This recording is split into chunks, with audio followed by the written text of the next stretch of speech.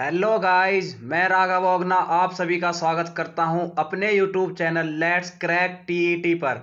उम्मीद करता हूं आप सभी अच्छे होंगे। सो गाइस, हमारे चैनल को लाइक करें, कमेंट करें, शेयर करें और सब्सक्राइब जरूर करें। सो चलिए सेशन शुरू करते हैं। आज हम पढ़ने जा रहे हैं बीएफ स्किनर के बारे में। किसके बारे में? बीएफ स्किनर के बारे में। तो सबसे पहले जानेंगे कि बीएफ स्किनर के बारे में ही थोड़ा सा जानेंगे। तो बीएफ स्किनर जो थे, ये एक अमेरिकन मनोवैज्ञानिक थे। कहाँ के मनोवैज्ञानिक थे? America, USA. अमेरिकन मनोवैज्ञानिक थे। इन्होंने जो सिद्धांत दिया है क्रिया प्रसूत अनुबंधन का सिद्धांत, या फिर इसे बोलते हैं क्रिया प्रसूत का सिद्धांत। ये आर टाइप थ्योरी है, मतलब response type theory. BF Skinner ने जो थ्योरी दिया है वो रेस्पॉन्स टाइप थ्योरी है। आगे बताएंगे रेस्पॉन्स टाइप थ्योरी क्या होती है, इसको डिटेल में समझेंगे। अभी आप थोड़ा ओवरव्यू समझिए। थॉर्नडाइक, ये जो थ्योरी है ये थॉर्नडाइक के प्रभाव के नियम पर आधारित है। जो थॉर्नडाइक के नियम थे उनमें से एक प्रभाव का नियम था। ये जो बीएफ स्किनर ने जो थ्योरी दी है ये थॉर्नडाइक के प्रभाव के नियम पर आधारित है। तो जान लेते हैं इनके सिद्धांत के बारे में, डिटेल में समझेंगे। सो चलते हैं नेक्स्ट सिद्धांत के बारे में।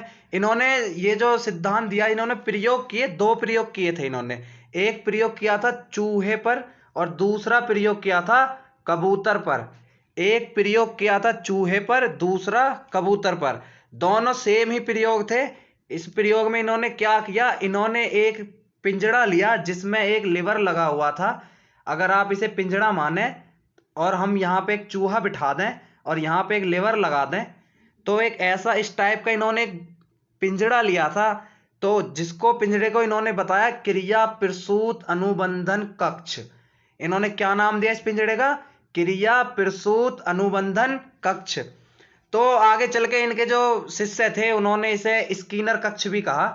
जो इनके शिष्य थे उन्होंने इसे स्किनर कक्ष भी कहा, लेकिन जो बीएफ स्किनर थे उन्होंने इस पिंजड़े का नाम दिया क्रिया प्रसूत अनुबंधन कक्ष। तो इन्होंने बेसिकली किया क्या कि एक भूखा चूहा लिया इन्होंने और एक पिंजड़े में डाल दिया जिसमें क्या था, एक लिवर लगा हुआ था। और उसमें बाहर से लिवर दबने पर बाहर से खाना आता था पिंजड़े में। तो चूहा भूखा था, तो भूख से चूहा इधर उधर उछल रहा था। और जैसे चूहा उछल रहा था तो अचानक उसका पैर आकर लिवर पर पड़ गया। जैसे ही उसका पैर लिवर पर पड़ा, सीधा उसका जो खाना था वो पिंजड़े के अंदर आ गया। तो चूहे को एक नॉलेज ये हुई चूहे को कि ये लिवर है, अगर मैं इसको दबाऊं या इस पे पंजा मारूं तो मुझे खाना मिलता है। तो ये क्या हुआ, इसमें इन्होंने जो बीएफ स्किनर ने सबसे ज्यादा जोर किस बात पे दिया है? पुनर्बलन पे। किस बात पे? पुनर्बलन पे। तो बीएफ स्किनर कहते हैं कि उद्दीपक उतना इंपॉर्टेंट नहीं है जितना कि पुनर्बलन इंपॉर्टेंट है। तो इस सारे जो इन्होंने प्रयोग किया चूहे पर, ऐसे ही सेम कबूतर पर था। तो जो भी इन्होंने प्रयोग किया चूहे पर हो या कबूतर पर हो, तो उसमें पुनर्बलन का कार्य किसने किया? भोजन ने। मतलब ये हुआ इस बात का कि अगर कोई भी व्यक्ति कोई भी कार्य कर रहा है, अगर उसे पुनर्बलन दिया जाए, पुनर्बलन कैसे दिया जाए? सकारात्मक पुनर्बलन दिया जाए। पुनर्बलन भी दो प्रकार के होते हैं, एक सकारात्मक, एक नकारात्मक। तो इनको थोड़ा सा नेक्स्ट स्लाइड में अच्छे से समझेंगे, सकारात्मक नकारात्मक। अभी के लिए आप ये समझिए, पुनर्बलन, अगर पुनर्बलन अच्छा होगा तो व्यक्ति, बालक, मनुष्य उस कार्य, उस क्रिया को पुनः करेगा। अगर पुनर्बलन अच्छा होगा, पुनर्बलन सकारात्मक होगा, तो व्यक्ति, मनुष्य, बालक, जो कोई भी है प्राणी, वो उस क्रिया को करेगा। जैसे कि चूहा क्या था? भूखा चूहा था। उसने क्या किया? पिंजड़े के लिवर पे पंजा मारा और पंजा मारते ही उसको क्या मिला? उसको पुनर्बलन के रूप में भोजन मिला। तो उसकी कहीं ना कहीं पुनर्बलन की एक उसके माइंड सेट हो गया कि मैं अगर इस लीवर पे पंजा मारूं या इस लीवर को दबाऊं तो मुझे भोजन मिलेगा और उसकी भूख मिटेगी। तो इसमें अनुक्रिया करता कौन हुआ? चूहा। क्योंकि बेसिकली चूहा ही अनुक्रिया कर रहा है, तो अनुक्रिया करता हो गया चूहा। तो नेक्स्ट देखते हैं। इन्होंने बताया कि सकारात्मक पुनर्बलन मिलने पर मनुष्य वह क्रिया पुनः करना पसंद करता है।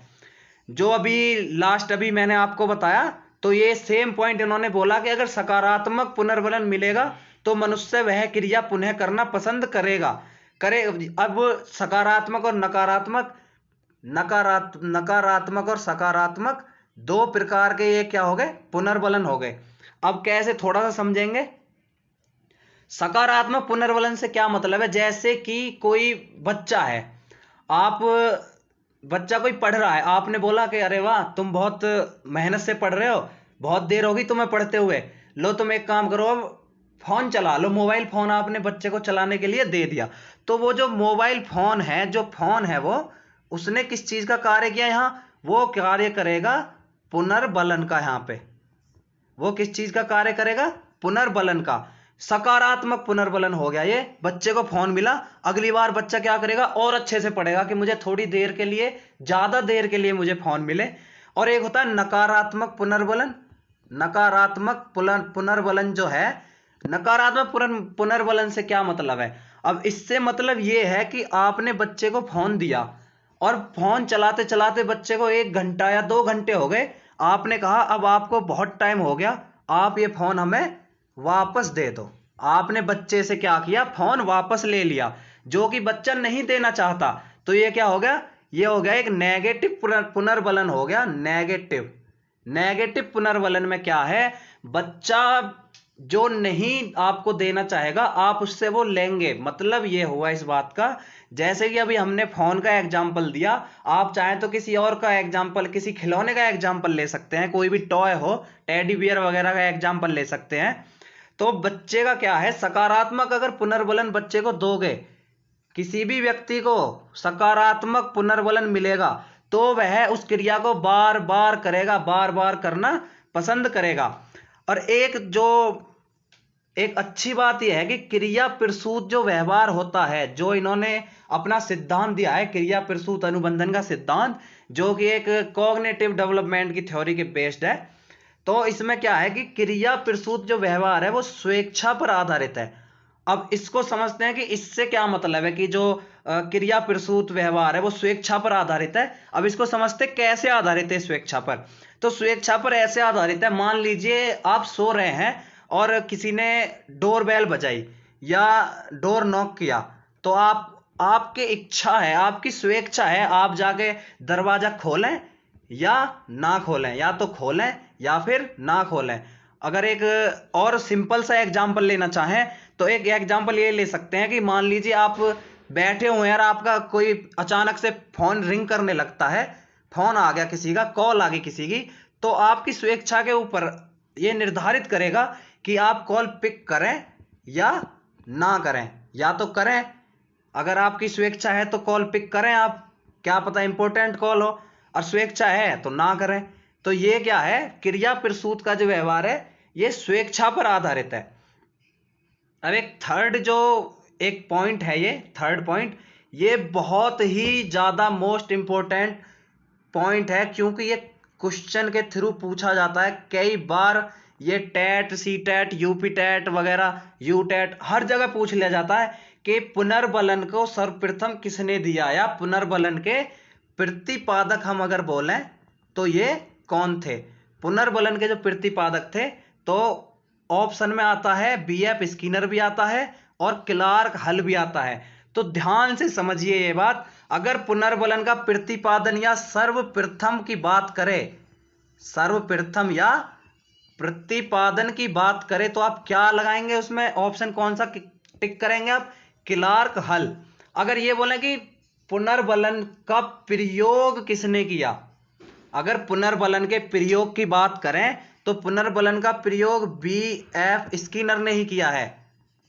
लेकिन अगर पुनर्बलन के प्रतिपादन की या पुनर्बलन के सर्वप्रथम जो किसने दिया उसकी बात करें, तो वो अपने क्लार्क हल ने दिया। किसने, क्लार्क हल ने।